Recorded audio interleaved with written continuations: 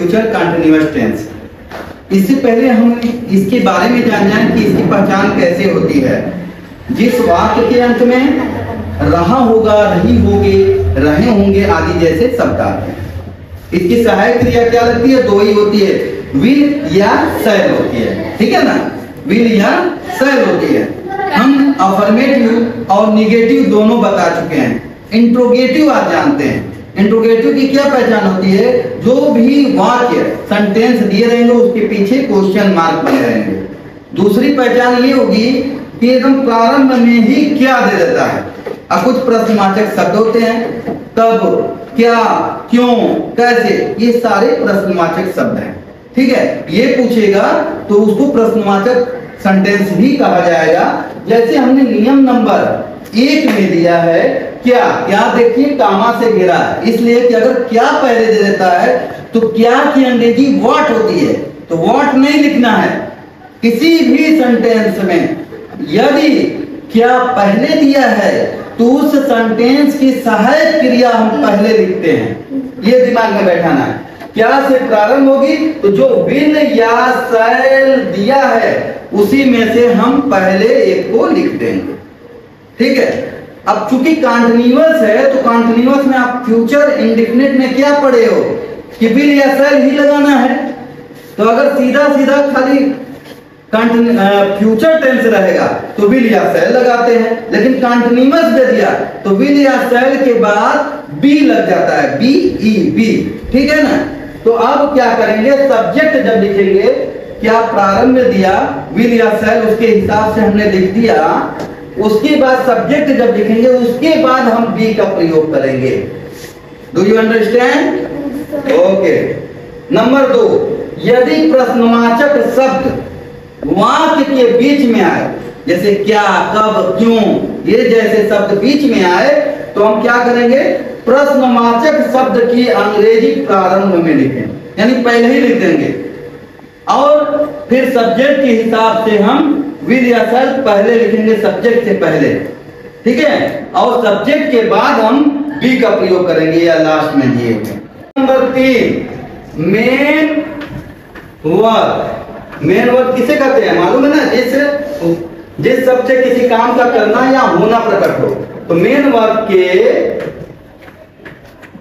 First form में क्या करेंगे, आईएनजी जोड़ देंगे। क्या करेंगे, आईएनजी जोड़ें। ठीक। नंबर, अब शॉर्ट फार्मूला से समझ जाते हैं। W फॉर हो जाएगा जो प्रश्नवाचक शब्द होते हैं। ठीक है, और उसके बाद हम क्या करेंगे, विल या शैल का प्रयोग करेंगे।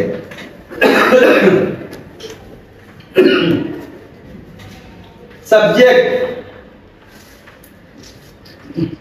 बी,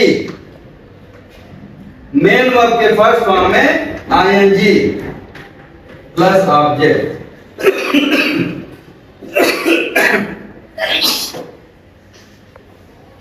सर्दी का दिन है, करीब करीब सबको खांसी जुकाम पकड़ी लिया है। कोरोना का इंजेक्शन अब काम करना बंद कर गया है। जब तक असर था तो कोई सर्दी जुकाम नहीं हो रहे थे।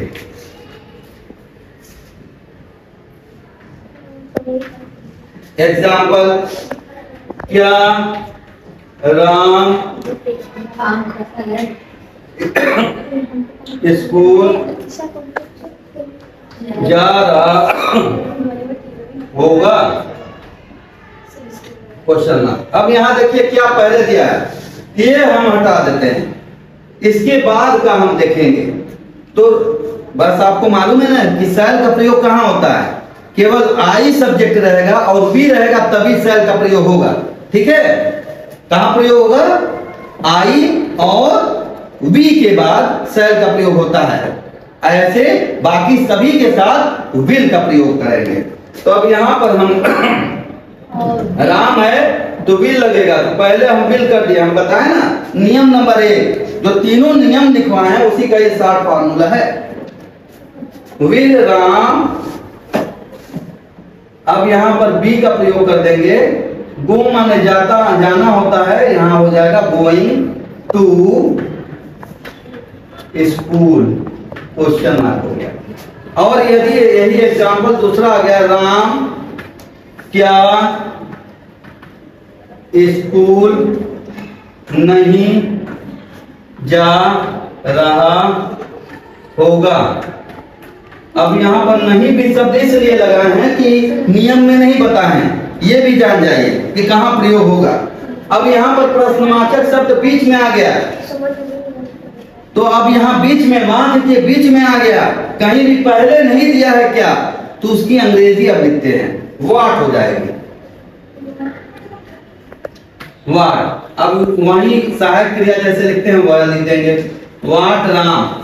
अब यहां पर नॉट अगर दिया है, नॉट भी हो जाएगा। और बाकी जो आप लिख रहे हैं गोइंग टू स्कूल,